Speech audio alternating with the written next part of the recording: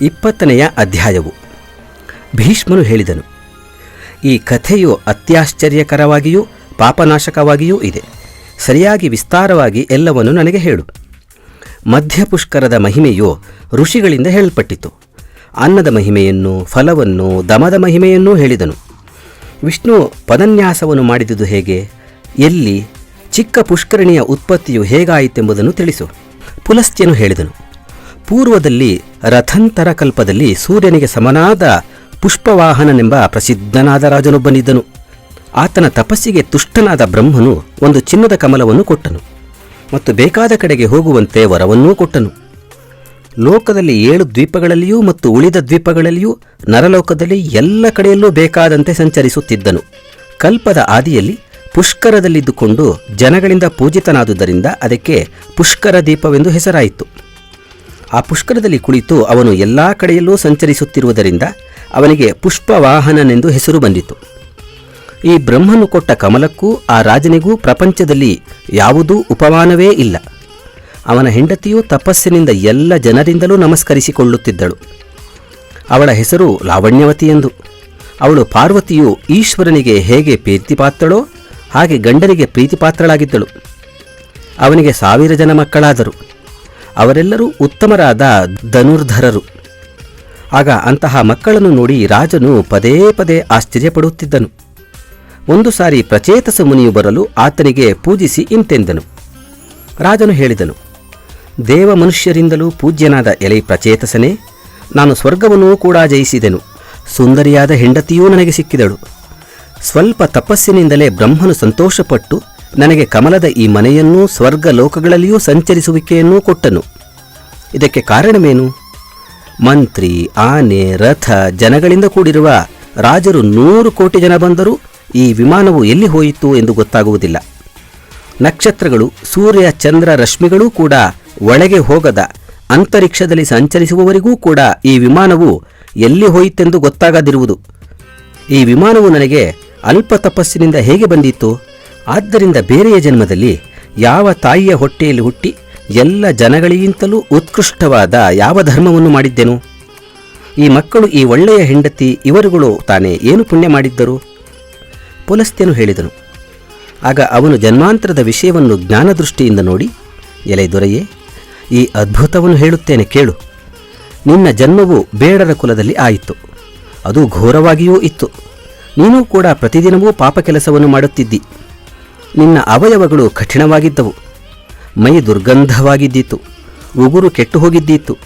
ಮೈಯೆಲ್ಲವೂ ವಿಕಾರವಾಗಿದ್ದಿತ್ತು. ನಿನಗೆ ಸ್ನೇಹಿತ, ಮಗ, ಬಂಧುಜನ, ಅಕ್ಕ ತಂಗಿಯರು, ತಾಯಿ ಇವರೊಬ್ಬರೂ ಉತ್ತಮರಾಗಿಯೂ ಯೋಗ್ಯರಾಗಿಯೂ ಇರಲಿಲ್ಲ. ಆದರೆ ನಿನಗೆ ಸುರೂಪಳಾದ ಎದುರಿಗಿರುವ ಈ ಹೆಂಡತಿಯು ಮಾತ್ರ ಪೂರ್ವದಲ್ಲಿ ಸಮ್ಮತಳಾಗಿಯೂ ಇಷ್ಟಳಾಗಿಯೂ ಇದ್ದಳು. ಹೀಗಿರಲು ಒಂದು ಸಾರಿ ಬಹುಭಯಂಕರವಾದ ಅನಾವೃಷ್ಟಿಯುಂಟಾಯಿತು. ಆಗ ನೀನು ಅಲ್ಲಿ ಹಸಿವುಗೊಂಡು ನೀನು ಅಲ್ಲೆಲ್ಲಾ ಹುಡುಕಲು ನಿನಗೇನೂ ದಕ್ಕಲಿಲ್ಲ.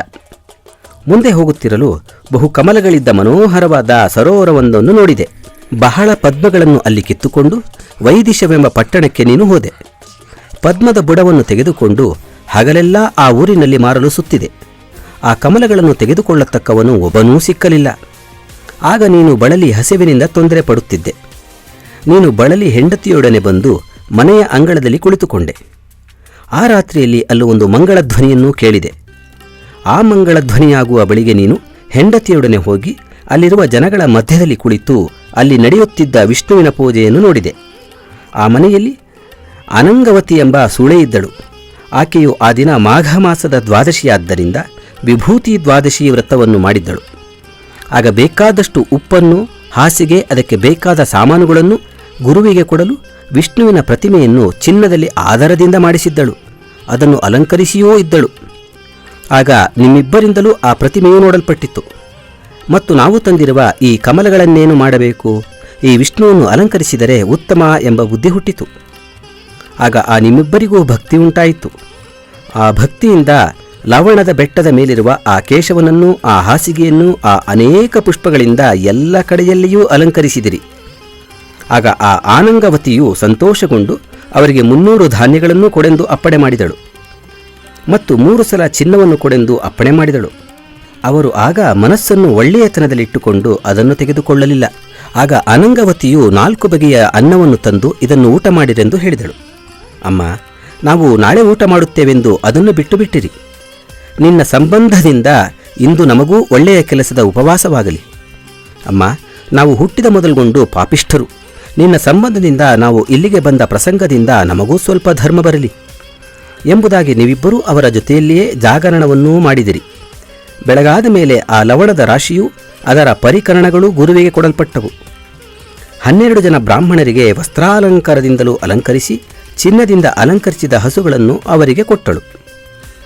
ಸ್ನೇಹಿತರು, ಮಿತ್ರರು, ದೀನರು, ಅಂಧರು, ಕರುಣೆಗೆ ಪಾತ್ರರು ಇವರೊಡನೆ ಆ ಬೇಡರ ದಂಪತಿಗಳಿಗೂ ಅನ್ನ ಹಾಕಿ ಗೌರವಿಸಿ ಕಳುಹಿಸಿದಳು. ಆ ಕಮಲಗಳನ್ನು ಕೇಶವನಿಗೆ ಅರ್ಪಿಸಿ ಪೂಜಿಸುವುದರಿಂದ ನೀವು ಗಂಡ ಹೆಂಡರಿಬ್ಬರೂ ರಾಜರಾಣಿಯರಾದಿರಿ.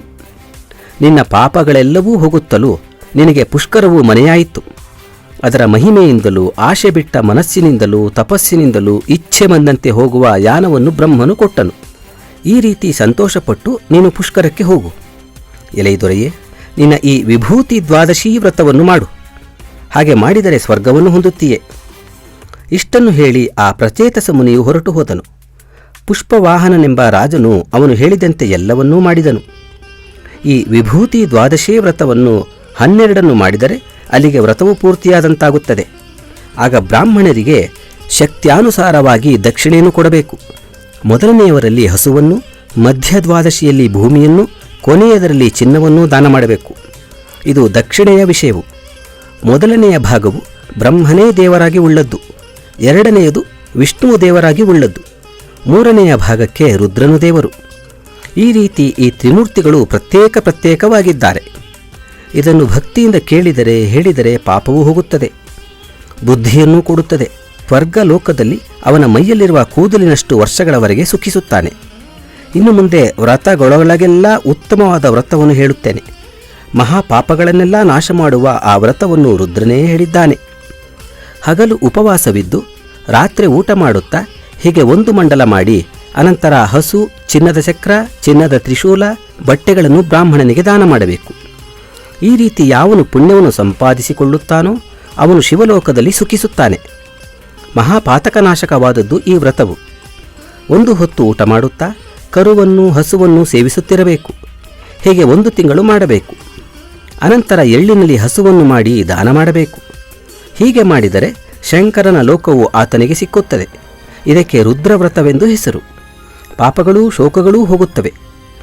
1 ವರ್ಷದವರೆಗೂ ದಿನ ಬಿಟ್ಟು ದಿನ ಊಟ ಮಾಡಿ ದಿನ ಬಿಟ್ಟು ದಿನ ಉಪವಾಸವಿರಬೇಕು.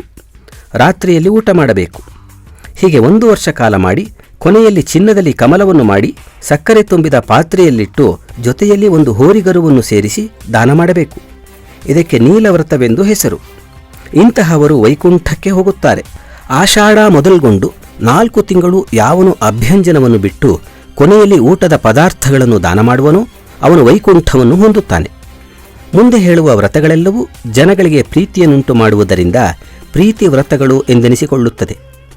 ಯಾರು ವೈಶಾಖ ಮಾಸದಲ್ಲಿ ಹಾಲು, ಮೊಸರು, ತುಪ್ಪ, ಸಕ್ಕರೆ, ಬೆಲ್ಲಗಳನ್ನೂ ಕೊಟ್ಟು ಆ ವ್ರತ ಪೂರ್ತಿಯಾದ ಮೇಲೆ ಬ್ರಾಹ್ಮಣ ದಂಪತಿಗಳನ್ನು ಕರೆದು ಅವರನ್ನು ಪೂಜಿಸಿ ಒಳ್ಳೆಯ ಬಟ್ಟೆಗಳನ್ನೂ, ಹಾಲು, ಮೊಸರು, ತುಪ್ಪ, ಸಕ್ಕರೆಗಳಿಂದ ತುಂಬಿದ ಪಾತ್ರೆಗಳನ್ನು ಗೌರಿಯು ಪ್ರೀತಳಾಗಲಿ ಎಂದು ದಾನ ಮಾಡಬೇಕು.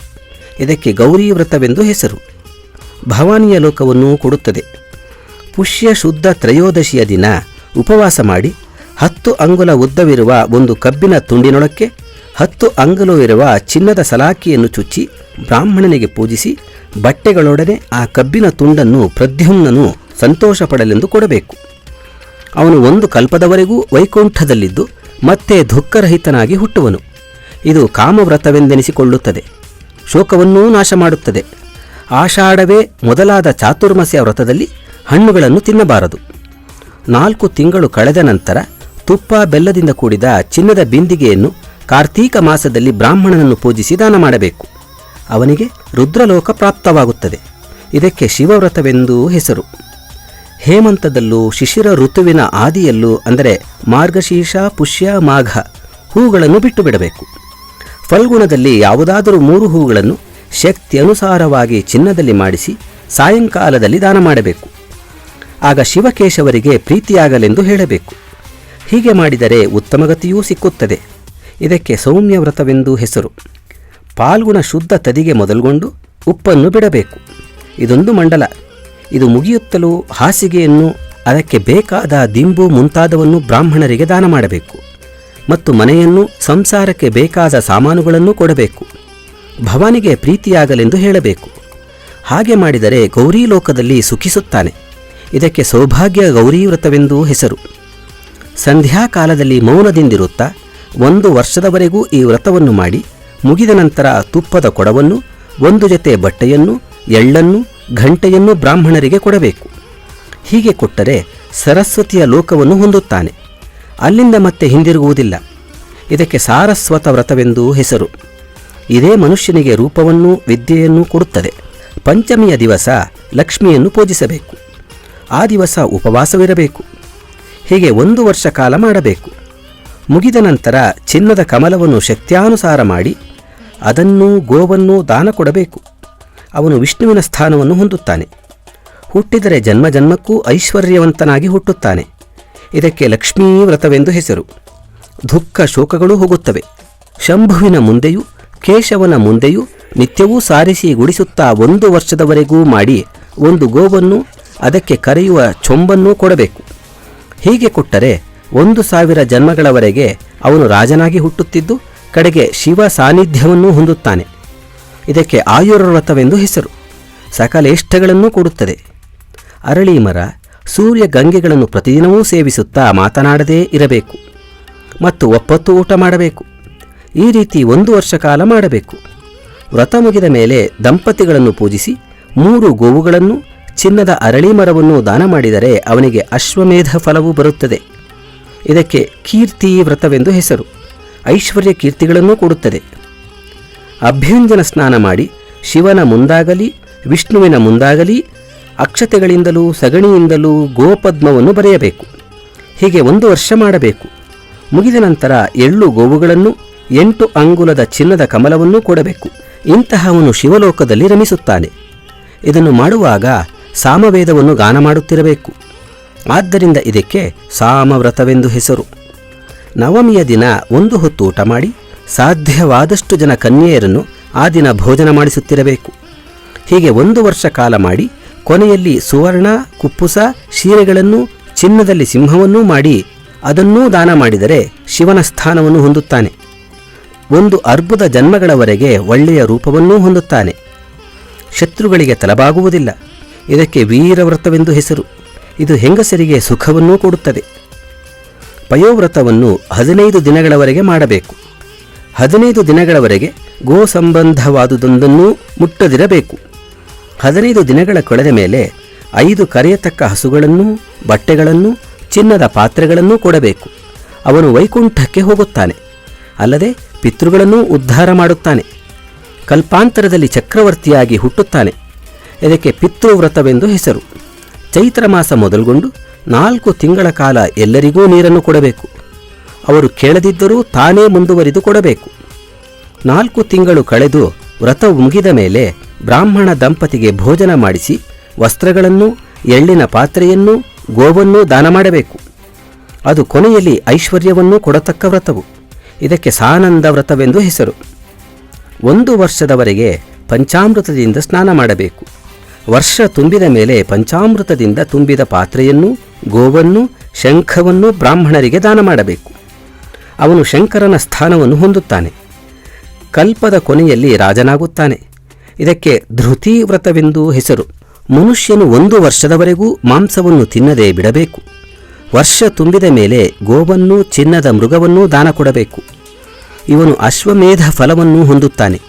ಇದಕ್ಕೆ ಅಹಿಂಸಾ ವ್ರತವೆಂದೂ ಹೆಸರು. ಕಲ್ಪದ ಕೊನೆಯಲ್ಲಿ ರಾಜನಾಗುತ್ತಾನೆ. ಮಾಘ ಮಾಸದಲ್ಲಿ ಉಷಃಕಾಲದಲ್ಲಿ ಸ್ನಾನವನ್ನು ಮಾಡಬೇಕು.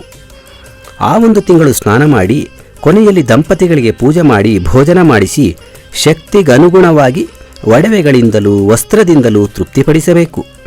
ಅವನು ಸೂರ್ಯಲೋಕವನ್ನು ಹೊಂದುತ್ತಾನೆ. ಇದು ಸೂರ್ಯವ್ರತವೆಂದೆನಿಸಿಕೊಳ್ಳುತ್ತದೆ. ಆಷಾಢ ಮೊದಲುಗೊಂಡು 4 ತಿಂಗಳು ಪ್ರಾತಸ್ನಾನ ಮಾಡಬೇಕು. ಕಾರ್ತಿಕ ಮಾಸದಲ್ಲಿ ಬ್ರಾಹ್ಮಣರಿಗೆ ಭೋಜನ ಮಾಡಿಸಿ ಗೋದಾನ ಮಾಡಬೇಕು. ಅವನು ವೈಕುಂಠವನ್ನು ಹೊಂದುತ್ತಾನೆ. ಇದಕ್ಕೆ ವಿಷ್ಣು ವ್ರತವೆಂದು ಹೆಸರು. ಒಂದು ಆಯನವು ಪ್ರಾರಂಭವಾಗುವ ಮೊದಲನೆಯ ದಿನ ಹೂವನ್ನೂ ತುಪ್ಪವನ್ನೂ ಮತ್ತೊಂದು ಆಯನ ಹುಟ್ಟುವವರೆಗೂ ಬಿಟ್ಟು ಬಿಡಬೇಕು. ಆ ಕೊನೆಯಲ್ಲಿ ಹೂಮಾಲೆಯನ್ನು ಬ್ರಾಹ್ಮಣನಿಗೆ ದಾನ ಮಾಡಬೇಕು ಮತ್ತು ತುಪ್ಪ ತುಂಬಿದ ಪಾತ್ರೆಯನ್ನೂ ಗೋವನ್ನೂ ಪಾಯಸವನ್ನೂ ದಾನ ಮಾಡಬೇಕು. ಹೀಗೆ ಮಾಡಿದರೆ ಶಿವನ ಸ್ಥಾನವನ್ನು ಹೊಂದುತ್ತಾನೆ. ಇದಕ್ಕೆ ಶೀಲವ್ರತವೆಂದೂ ಹೆಸರು. ಇದು ಶೀಲವನ್ನೂ ಆರೋಗ್ಯವನ್ನೂ ಕೊಡುತ್ತದೆ. ಸಾಯಂಕಾಲದ ಹೊತ್ತಿನಲ್ಲಿ ನಿತ್ಯವೂ ದೀಪ ಹಚ್ಚುತ್ತಿರಬೇಕು. ಆ ವ್ರತಕಾಲದಲ್ಲಿ ತುಪ್ಪವನ್ನಾಗಲಿ ಎಣ್ಣೆಯನ್ನಾಗಲಿ ತಾನು ಉಪಯೋಗಿಸಬಾರದು. ವರ್ಷದ ಕೊನೆಯಲ್ಲಿ ಬ್ರಾಹ್ಮಣನಿಗೆ ದೀಪವನ್ನು, ಚಿನ್ನದ ಚಕ್ರ ತ್ರಿಶೂಲಗಳನ್ನೂ ದಾನ ಮಾಡಬೇಕು ಮತ್ತು ಬಟ್ಟೆಗಳನ್ನೂ ಕೊಡಬೇಕು. ಇವನು ಒಳ್ಳೆಯ ತೇಜಸ್ಸನ್ನು ಹೊಂದುತ್ತಾನೆ ಮತ್ತು ರುದ್ರಲೋಕವನ್ನೂ ಹೊಂದುತ್ತಾನೆ. ಇದಕ್ಕೆ ದೀಪ್ತಿ ವ್ರತವೆಂದು ಹೆಸರು. ಕಾರ್ತೀಕ ಮಾಸದ ತದಿಗೆಯ ದಿನ ಗೋಮೂತ್ರವನ್ನು ಯವವೆಂಬ ಧಾನ್ಯದ ಅನ್ನವನ್ನೂ ಊಟ ಮಾಡಬೇಕು. ಅನಂತರ ಒಪ್ಪತ್ತು ಪ್ರತಿದಿನವೂ ಆ ಗೋಮೂತ್ರ ಮತ್ತು ಯವದ ಅನ್ನವನ್ನೇ ತಿನ್ನುತ್ತಾ ಮತ್ತೊಂದು ಹೊತ್ತು ಉಪವಾಸ ಮಾಡುತ್ತಿರಬೇಕು. ವರ್ಷವಾದ ಮೇಲೆ ಬ್ರಾಹ್ಮಣ ದಂಪತಿಗಳನ್ನು ಪೂಜಿಸಿ ಗೋದಾನ ಮಾಡಬೇಕು. ಇವನು 1 ಕಲ್ಪದವರೆಗೆ ಗೌರೀಲೋಕದಲ್ಲಿರುತ್ತಾನೆ. ಅನಂತರ ರಾಜನಾಗಿ ಹುಟ್ಟುತ್ತಾನೆ. ಇದಕ್ಕೆ ರುದ್ರವ್ರತವೆಂದೂ ಹೆಸರು. ಮಂಗಳವನ್ನು ಯಾವಾಗಲೂ ಮಾಡುತ್ತದೆ. 4 ತಿಂಗಳ ಕಾಲ ಗಂಧ ತೊಡೆದುಕೊಳ್ಳುವುದನ್ನು ಬಿಡಬೇಕು. ಆ ವ್ರತ ಮುಗಿದ ನಂತರ ಮುತ್ತಿನ ಚಿಪ್ಪು, ಗಂಧ, ಅಕ್ಷತೆಗಳನ್ನು ದಾನ ಮಾಡಬೇಕು. ಶಕ್ತಿ ಅನುಗುಣವಾಗಿ ಬಟ್ಟೆಗಳನ್ನೂ ಕೊಡಬೇಕು. ಅವನಿಗೆ ವರುಣಲೋಕವೂ ಬರುತ್ತದೆ. ಇದಕ್ಕೆ ದೃಢವ್ರತವೆಂದು ಹೆಸರು. ವೈಶಾಖ ಮಾಸದಲ್ಲಿ ಹೂವು ಉಡುಪುಗಳನ್ನು ಬಿಟ್ಟು ಬಿಡಬೇಕು. ಕೊನೆಯಲ್ಲಿ ಬ್ರಾಹ್ಮಣ ದಂಪತಿಗಳಿಗೆ ಭೋಜನ ಮಾಡಿಸಿ ಬಟ್ಟೆಗಳನ್ನೂ ಗೋವನ್ನೂ ದಾನ ಮಾಡಬೇಕು. ಕೊನೆಯಲ್ಲಿ ವೈಕುಂಠದಲ್ಲಿ ಕಲ್ಪಕಾಲವಿದ್ದು ಕೊನೆಗೆ ರಾಜನಾಗಿ ಹುಟ್ಟುತ್ತಾನೆ. ಇದಕ್ಕೆ ಶಾಂತಿವ್ರತವೆಂದು ಹೆಸರು. ಇದು ಕೀರ್ತಿ ಕಾಮನಗಳನ್ನು ಕೊಡುತ್ತದೆ. ಚಿನ್ನದಲ್ಲಿ ಬ್ರಹ್ಮಾಂಡವನ್ನು ಮಾಡಿಸಬೇಕು. ಅದನ್ನು ಎಳ್ಳಿನ ರಾಶಿಯ ಮೇಲೆ ಇಡಬೇಕು. ಹೋಮ ಹವನಗಳನ್ನು ಮಾಡಿ ಬ್ರಾಹ್ಮಣ ಸಂತರ್ಪಣೆಯನ್ನು ಮಾಡಬೇಕು. ಬ್ರಾಹ್ಮಣ ದಂಪತಿಗಳನ್ನು ಕರೆಸಿ ಅವರನ್ನು ಪೂಜಿಸಿ ಅವರಿಗೆ ವಸ್ತ್ರಭೂಷಣಗಳನ್ನು ಕೊಟ್ಟು ಈ ಬ್ರಹ್ಮಾಂಡವನ್ನು, ಎಳ್ಳನ್ನು ವಿಶ್ವಾತ್ಮನು ಪ್ರೀತಿ ಹೊಂದಲೆಂದು ಕೊಡಬೇಕು. ಈ ಬ್ರಹ್ಮಾಂಡವು 3 ಫಲಗಳಿಗಿಂತ ಕಡಿಮೆಯಾಗಿರದೆ ಅವನ ಶಕ್ತಿ ಅನುಗುಣವಾಗಿ ಹೆಚ್ಚಾಗಿರಬೇಕು. ಇವನು ಬ್ರಹ್ಮಲೋಕವನ್ನು ಹೊಂದುತ್ತಾನೆ.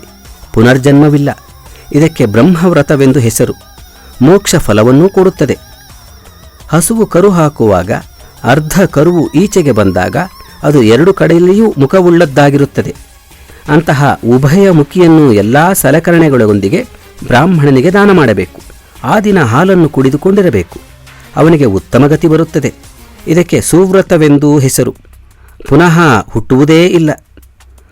3 ದಿನ ಹಾಲು ಕುಡಿದು 4ನೆಯ ದಿನ 1 ಫಲಕ್ಕೆ ಕಡಿಮೆ ಇಲ್ಲದಂತೆ ಚಿನ್ನದಲ್ಲಿ ಕಲ್ಪವೃಕ್ಷವನ್ನು ಮಾಡಿಸಿ 1 ಕೊಳಗ ಅಕ್ಕಿಯನ್ನು ಅದನ್ನು ಬ್ರಾಹ್ಮಣನಿಗೆ ದಾನ ಮಾಡಿದರೆ ಬ್ರಹ್ಮಲೋಕ ಪ್ರಾಪ್ತಿಯಾಗುತ್ತದೆ.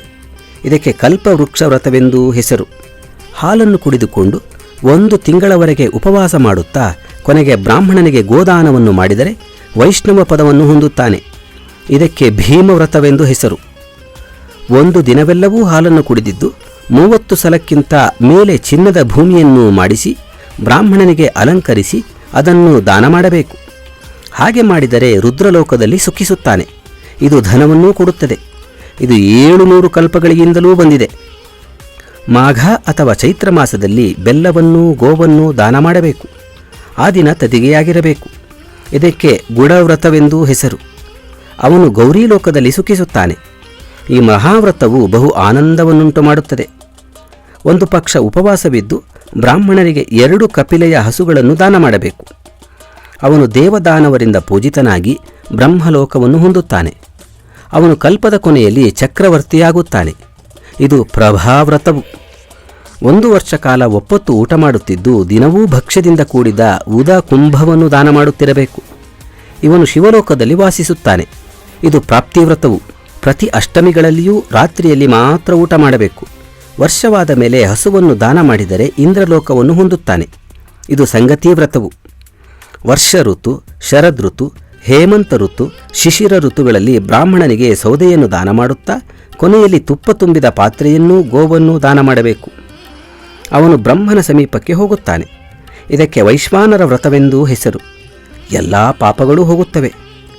10 ದಿನಗಳು ಉಪವಾಸವಿದ್ದು 11ನೆಯ ದಿನ ಆ ವ್ರತವನ್ನು ಸಮಾಪ್ತಿ ಮಾಡಿ ಗರುಡ ಚಕ್ರವನ್ನು ಚಿನ್ನದಿಂದ ಮಾಡಿಸಿ ಬ್ರಾಹ್ಮಣನಿಗೆ ಕೊಟ್ಟರೆ ಅವನಿಗೆ ವಿಷ್ಣು ಪದವು ಲಭಿಸುತ್ತದೆ. ಇದಕ್ಕೆ ಸ್ವರ್ಣವ್ರತವೆಂದೂ ಹೆಸರು.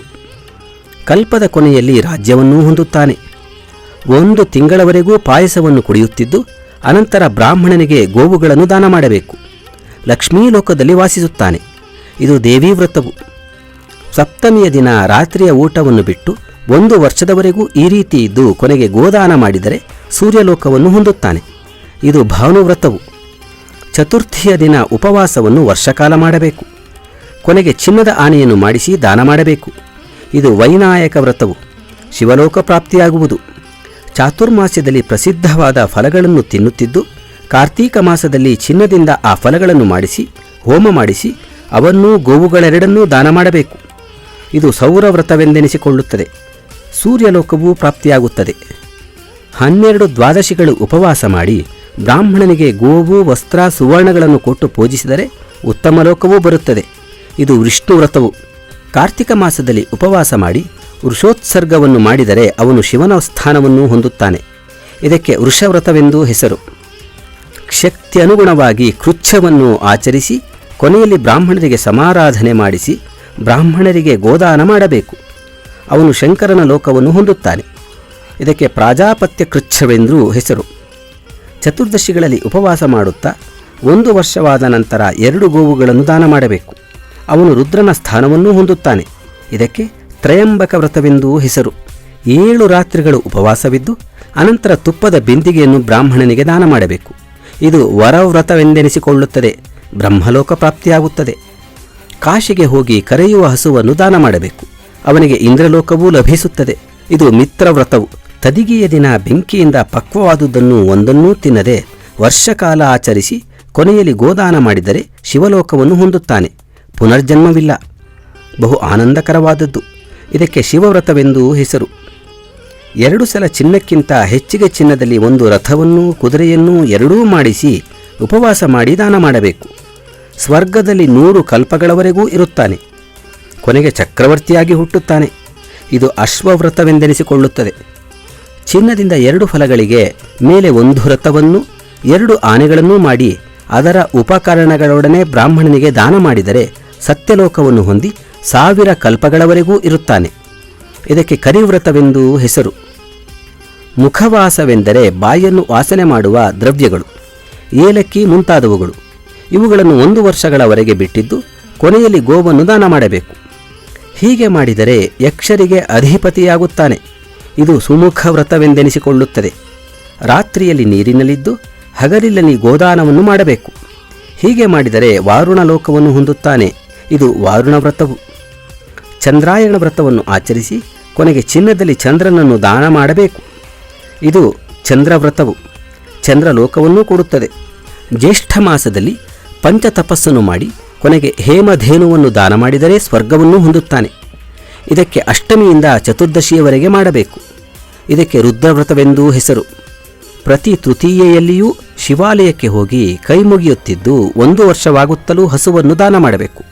ಇದು ಭವಾನಿ ವ್ರತವೆಂದೆನಿಸಿಕೊಳ್ಳುತ್ತದೆ. ಮಾಘ ಮಾಸದಲ್ಲಿ ಸ್ನಾನ ಮಾಡುತ್ತಾ ಒದ್ದೆ ಬಟ್ಟೆಯನ್ನುಟ್ಟಿರಬೇಕು. ಅಂದರೆ ಸ್ನಾನ ಮಾಡಿದಾಗ ನೆನೆಸಿದ ಬಟ್ಟೆಯು ತಾನಾಗಿಯೇ ಒಣಗಬೇಕು. ಸಪ್ತಮಿಯ ದಿನ ಗೋದಾನ ಮಾಡಬೇಕು. ಇಂತಹವನು ಸ್ವರ್ಗದಲ್ಲಿ ಕಲ್ಪಕಾಲವಿದ್ದು ರಾಜನಾಗಿ ಹುಟ್ಟುತ್ತಾನೆ. ಇದು ತಾಪಕ ವ್ರತವು. ಫಾಲ್ಗುಣ ಮಾಸದಲ್ಲಿ 3 ರಾತ್ರಿಯ ಉಪವಾಸ ಇದ್ದು ಮನೆಯನ್ನು ದಾನ ಮಾಡಬೇಕು. ಆದಿತ್ಯಲೋಕವನ್ನು ಹೊಂದುತ್ತಾನೆ. ಇದು ಧಾಮವ್ರತವು. 3 ದಿನಗಳು ಉಪವಾಸ ಮಾಡುತ್ತಾ ಆ 3 ದಿನ ಸಾಯಂಕಾಲದಲ್ಲಿಯೂ ದಂಪತಿಗಳನ್ನು ಪೂಜೆ ಮಾಡಬೇಕು. ಅವರಿಗೆ ಒಡವೆ ಬಟ್ಟೆ ಮೊದಲಾದವುಗಳನ್ನು ಕೊಡಬೇಕು. ಇದನ್ನು ಮಾಡಿದರೆ ಮೋಕ್ಷವನ್ನು ಹೊಂದುತ್ತಾನೆ. ಇದು ಮೋಕ್ಷವ್ರತವು. ಶುಕ್ಲ ದ್ವಿತೀಯೆಯ ದಿನ ಬ್ರಾಹ್ಮಣನಿಗೆ ಕಂಚಿನ ಪಾತ್ರೆಯಲ್ಲಿ ಉಪ್ಪನ್ನು ದಾನ ಮಾಡಬೇಕು. ಹೀಗೆ 1 ವರ್ಷ ಕಾಲ ಮಾಡಿ ಅನಂತರ ಗೋದಾನ ಮಾಡಬೇಕು. ಶಿವಲೋಕದಲ್ಲಿ 1 ಕಲ್ಪಕಾಲವಿರುತ್ತಾನೆ. ಅನಂತರ ಚಕ್ರವರ್ತಿಯಾಗುತ್ತಾನೆ. ಇದು ಸೋಮವ್ರತವು. ಪಾಡ್ಯದ ದಿನ ಒಪ್ಪತ್ತು ಊಟ ಮಾಡುತ್ತಾ ವರ್ಷಕಾಲ ಮುಗಿಯಲು ಕೊನೆಯಲ್ಲಿ ಚಿನ್ನದ ಕಮಲವನ್ನು ದಾನ ಮಾಡಬೇಕು. ಅವನು ವೈಶ್ವಾನರ ಲೋಕವನ್ನು ಹೊಂದುತ್ತಾನೆ. ಇದು ಅಗ್ನಿವ್ರತವು. ದಶಮಿಯ ದಿನ ಒಪ್ಪತ್ತು ಊಟ ಮಾಡುತ್ತಿರಬೇಕು. ಮುಗಿದ ನಂತರ 10 ಗೋವುಗಳನ್ನು ಚಿನ್ನದ ದೀಪವನ್ನೂ ಕೊಡಬೇಕು. ಹೀಗೆ ಮಾಡಿದರೆ ಬ್ರಹ್ಮಾಂಡಕ್ಕೆ ಒಡೆಯನಾಗುತ್ತಾನೆ. ಇದು ವಿಶ್ವವ್ರತವೆಂದೆನಿಸಿಕೊಳ್ಳುತ್ತದೆ. ಮಹಾಪಾತಕಗಳೆಲ್ಲವೂ ಹೋಗುತ್ತದೆ. ಕನ್ಯಾದಾನವನ್ನು ಮಾಡಿದವನೂ ಮಾಡಿಸಿದವನೂ ಕೂಡ 21 ಕುಲಗಳು ಪೂರ್ತಿ ಬ್ರಹ್ಮಲೋಕದಲ್ಲಿ ವಾಸಿಸುತ್ತಾನೆ. ಕನ್ಯಾದಾನಕ್ಕಿಂತಲೂ ಹೆಚ್ಚಾದ ದಾನವೂ ಮತ್ತೊಂದಿಲ್ಲ. ವ್ರತಗಳನ್ನು ಪುಷ್ಕರದಲ್ಲಿ ಮಾಡಿದರೆ ಬಹು ಅಧಿಕ್ಯವು, ಅದರಲ್ಲಿಯೂ ಕಾರ್ತಿಕ ಮಾಸದಲ್ಲಿ ಮಾಡಿದರೆ ಮತ್ತೂ ಅಧಿಕ್ಯವು. ಅವರಿಗೆ ಸ್ವರ್ಗಲೋಕವು ಅಕ್ಷಯವಾಗುತ್ತದೆ.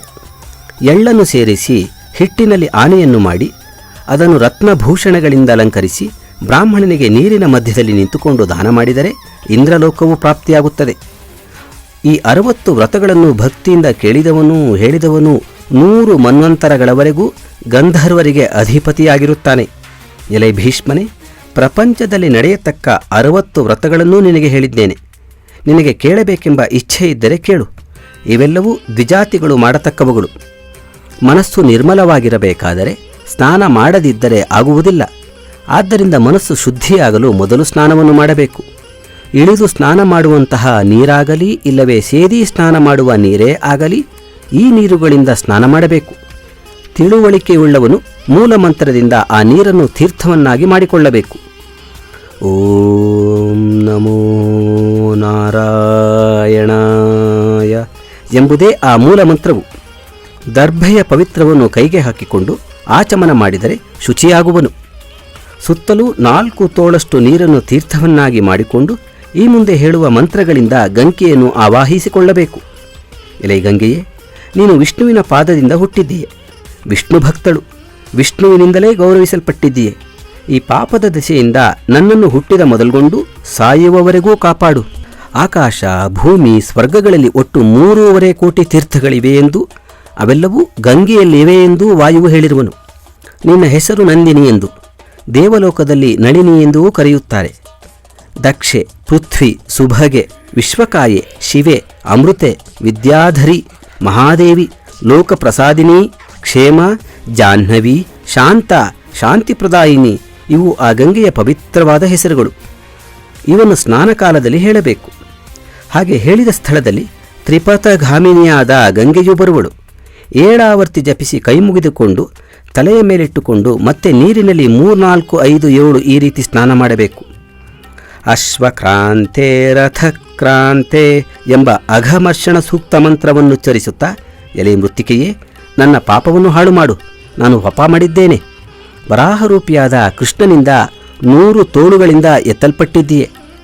ಎಲ್ಲ ಜನಗಳು ಜನ್ಮವನ್ನು ಮತ್ತೆ ತಾಳದಂತೆ ಮಾಡುವ ಗಂಗೆಯೇ ನಿನಗೆ ನಮಸ್ಕಾರವು ಎಂದು ಹೇಳಿ ಸ್ನಾನ ಮಾಡಿ ವಿಧಿವತ್ತಾಗಿ ಆಚಮನ ಮಾಡಬೇಕು.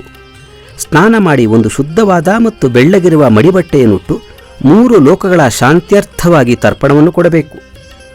ಮೊದಲು ಬ್ರಹ್ಮನಿಗೂ ಅನಂತರ ವಿಷ್ಣು, ರುದ್ರ, ಪ್ರಜಾಪತಿಗಳಿಗೂ ತರ್ಪಣವನ್ನು ಕೊಡಬೇಕು. ಹೀಗೆಯೇ ದೇವತೆಗಳು, ಯಕ್ಷರು, ನಾಗರು, ಗಂಧರ್ವರು, ಅಪ್ಸರರು, ಅಸುರರು, ಕ್ರೂರ ಸರ್ಪಗಳು, ಸುಪರ್ಣರು, ತರುಗಳು, ಜಂಭಕಗಳು, ವಿದ್ಯಾಧರರು, ಜಲಧರರು, ಅಂತೆಯೇ ಆಕಾಶಗಾಮಿಗಳು, ನಿರಾಧಾರವಾದ ಜೀವಿಗಳು, ಪಾಪದಲ್ಲಿ ರತಿಯುಳ್ಳವರು, ಧರ್ಮದಲ್ಲಿ ರತಿಯುಳ್ಳವರು, ಅವರುಗಳ ಅಪ್ಯಾಯನಕ್ಕೋಸ್ಕರಲೂ ನಾನು ನೀರನ್ನು ಕೊಡುತ್ತೇನೆ ಎಂದು ತರ್ಪಣ ಬಿಡಬೇಕು. ಉಪವೀತಿಯನ್ನು ಹಾಕಿಕೊಂಡು ದೇವತೆಗಳಿಗೆ ತರ್ಪಣವನ್ನು ಕೊಡಬೇಕು. ಅನಂತರ ನಿವೀತಿಯನ್ನು ಹಾಕಿಕೊಂಡು ಮನುಷ್ಯರಿಗೆ ತರ್ಪಣ ಕೊಡಬೇಕು. ಮೊದಲು ಋಷಿಗಳಿಗೂ ಅನಂತರ ಋಷಿಪುತ್ರರಿಗೂ ಸನಕ ಸನಂದ ಸನಾತನರಿಗೂ ಕಪಿಲ ಅಸುರ ಊರು ಪಂಚಶಿಖ ಇವರೆಲ್ಲರಿಗೂ ಕೊಟ್ಟು ಇವರೆಲ್ಲರೂ ನಾನು ಕೊಟ್ಟ ನೀರಿನಿಂದ ತೃಪ್ತಿ ಹೊಂದಲಿ ಎಂದು ಕೊಡಬೇಕು. ಮರೀಚಿ, ಅತ್ರಿ, ಅಂಗಿರಸ್ಸು, ಪುಲಸ್ತ್ಯ, ಪುಲಹ, ಕ್ರತು, ಪ್ರಚೇತ, ವಶಿಷ್ಠ, ಭೃಗು, ನಾರದ ಇವರುಗಳಿಗೆ ತರ್ಪಣ ಕೊಡಬೇಕು. ದೇವತೆಗಳಿಗೂ ಬ್ರಹ್ಮರ್ಷಿಗಳಿಗೂ ಅಕ್ಷತೆಯ ನೀರಿನಿಂದ ತರ್ಪಣ ಕೊಡಬೇಕು. ಅನಂತರ ಅಪಸವ್ಯ ಮಾಡಿಕೊಂಡು ಎಡಮಂಡೆಯನ್ನು ನೆಲಕ್ಕೆ ಉರಿಕೊಂಡು ಅಗ್ನಿಶ್ವತ್ತಾದಿ ಪಿತೃಗಳನ್ನು, ಸೌಮ್ಯರನ್ನು, ಹವಿಷ್ಮಂತರನ್ನು, ಊಷ್ಮಪರನ್ನು, ಸುಕಾಲಿಗಳನ್ನು, ಬರ್ಹಿಷದರನ್ನು, ಆಜ್ಯಪರನ್ನು ಕುರಿತು ತರ್ಪಣ ಮಾಡಬೇಕು. ಇವರ ತರ್ಪಣದಲ್ಲಿ ಚಂದನ, ಎಳ್ಳು, ನೀರು ಇರಬೇಕು. ಅನಂತರ ದರ್ಭೆಯನ್ನು ಕೈಗೆ ಸಿಕ್ಕಿಸಿಕೊಂಡು ಪ್ರೇತಗಳಿಗೆ ತರ್ಪಣ ಕೊಡಬೇಕು. ತನ್ನ ಪಿತೃಗಳಿಗೆ ಹೆಸರು ಗೋತ್ರಗಳನ್ನು ಹೇಳಿಕೊಂಡು ತಾಯಿಯ, ತಂದೆ ಮುಂತಾದವರ ಹೆಸರು ಗೋತ್ರಗಳನ್ನು ಹೇಳಿಕೊಂಡು ತರ್ಪಣ ಕೊಡಬೇಕು. ಈ ರೀತಿ ವಿಧಿವತ್ತಾಗಿ ತರ್ಪಣ ಮಾಡಿ ಈ ಮಂತ್ರವನ್ನು ಹೇಳಬೇಕು. ಯಾವ ಬಂಧುಗಳಲ್ಲದೆಯೂ ಬಂಧುಗಳಾಗಿಯೂ ಬೇರೆ ಜನ್ಮದಲ್ಲಿ ಬಂಧುಗಳಾಗಿಯೂ ನನ್ನಿಂದ ಯಾರು ನೀರನ್ನು ಅಪೇಕ್ಷಿಸುತ್ತಾರೆಯೋ ಅವರೆಲ್ಲರೂ ತೃಪ್ತಿಯನ್ನು ಹೊಂದಲಿ.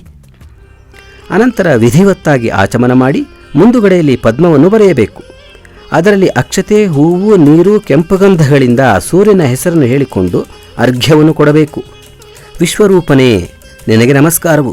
ಬ್ರಹ್ಮರೂಪಿಯೇ ನಿನಗೆ ನಮಸ್ಕಾರವು. ಸಹಸ್ರ ರಶ್ಮಿಯೇ ನಿನಗೆ ನಮಸ್ಕಾರವು. ಸರ್ವ ತೇಜಸ್ಸುಳ್ಳವನೇ ನಿನಗೆ ನಮಸ್ಕಾರವು. ರುದ್ರ ಶರೀರನೇ ನಿನಗೆ ನಮಸ್ಕಾರವು. ಭಕ್ತ ವತ್ಸಲನೇ ನಿನಗೆ ನಮಸ್ಕಾರವು.